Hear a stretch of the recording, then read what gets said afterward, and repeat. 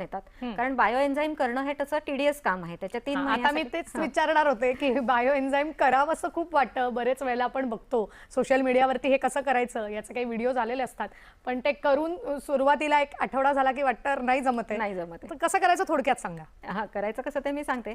संत्रा, लिंबू आणि मोसंबी, लिंबू वर्गीय फळं जी आहेत, अगदी अननस वगैरे सुद्धा चालतो, किंवा फळांच्या साली, त्या साली तुम्ही वाटीचं माप घ्या, कोणत्याही एक वाटी. तर तुम्हाला त्याच्यात 3 वाटी सालं घ्यायची आहेत, 1 वाटी गूळ घ्यायचा आहे आणि 10 वाट्या पाणी घ्यायचं आहे. तर हे तुम्ही एकत्रित करून एका बाटलीमध्ये ठेवायचं. बाटलीमध्ये थोडी वरती जागा ठेवायची कारण ह्याच्यामध्ये गॅस फॉर्मेशन होतं, तो गॅस रिलीज करावा लागतो. आता ही जी आहे ही 3 महिन्याची प्रोसेस आहे.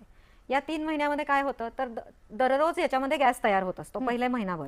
तर पहिल्या महिनाभर रोज त्याचं वरचं जे झाकण आहे ते थोडंसं 2 आटे लूज करायचं, त्यातला गॅस रिलीज करायचा आणि पुन्हा ठेवून द्यायचं.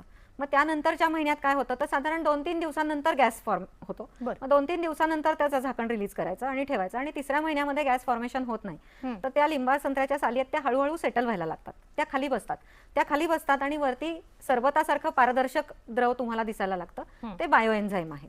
अच्छा, ते तुम्ही गाळून वापरू शकता. अनेक उपयोग मगाशी मी तुम्हाला सांगितले त्याचे.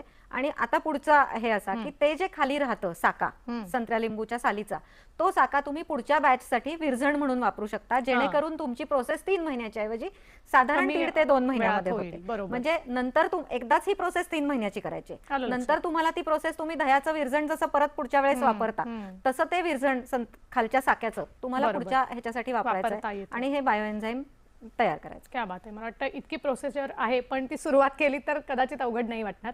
बरं, एक फार महत्त्वाचा प्रश्न, कारण